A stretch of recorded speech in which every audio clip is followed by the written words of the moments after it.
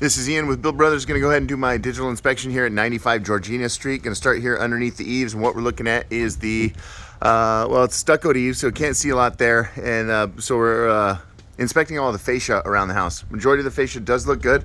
We got a little bit of damage right here at the front, and then around the back, there will be some plywood repair over the patio cover.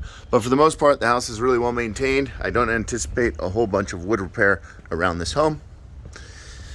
The home does have good intake ventilation. Intake ventilation are these screened off vents right here up into the eaves. Those allow the cool air to enter the attic space. But then we really need exhaust vents up on the roof to allow the hot air out. So we're gonna take a look at that as soon as we get up there.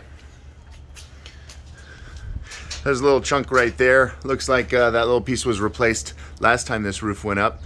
And I would probably wanna make that look a little bit better.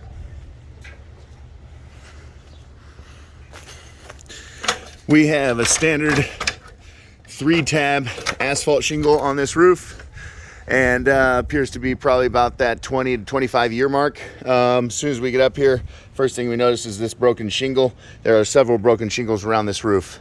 I saw from the notes that we're under the impression that there's only one layer on this roof. It's based on what I'm seeing, I think there's at least 2 layers, or probably just 2 layers. So right here, you see the second course of shingles, how that humps up. Usually what that tells us is that they peeled off the first course of shingles before they did the overlay, before they put the new roof over the old. General condition of this roof is okay to poor. It does look professionally installed. The valleys are nice and clean. The style of ridge cap that they use requires these exposed nails. Not sure if you can make those out, but there are exposed nails on each and every one of those hip and ridge caps.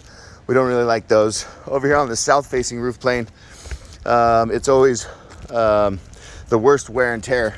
And so we see a whole lot of areas where there is complete granule loss, a lot of fiberglass exposed, kind of sporadically around this roof. We'll keep working. So what tells me that another indicator that there's multiple layers is that the flashings aren't exposed. So basically, we should see the metal flashing come out right here. But those metal flashings have just been covered with this additional layer of roof. If we look over on the neighbor's newer roof, we can see, and let me get a little bit closer, see if you can make those out. And also those vents, he's got a combination of O'Hagan vents as well as whirlybirds. So we're going to include those over here because this roof has no exhaust ventilation. So we don't need to improve the intake ventilation, but we definitely need to improve the exhaust ventilation. And I'd also mention that these are what's called self-flashing skylights. Definitely want to replace these with curb mounts, and so build curbs around the opening. On the inside, that's important because there could potentially be a little bit of drywall work, or we just paint the lumber curbs white to match. We do have a bougainvillea that needs to be trimmed back before the new roof goes on.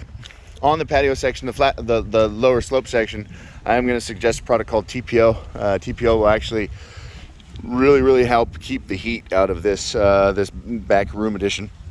We see all the wrinkles, we see how badly worn the torch down material is unfortunately failing. What did I find over here? All right, so of course on the west gets the prevailing winds, and so that first course of shingles has peeled back and broken off.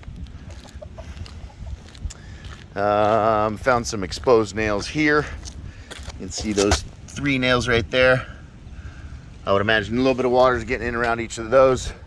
So this roof is, or the majority of the house is like a 3 and 12 pitch. Over here above the garage, about a 2 and 12. So we do need to take some extra waterproofing precautions, probably on the whole house, to make sure that shingles are a good solution for this roof. There's a chance that this house originally had, basically the underlayment was hot mopped, and then they put shingles over the top of it to keep it waterproof. Based on what we see, it is definitely time to replace this roof, and I'm going to suggest a full tear off because, again, there are indications that there's 2 layers at least.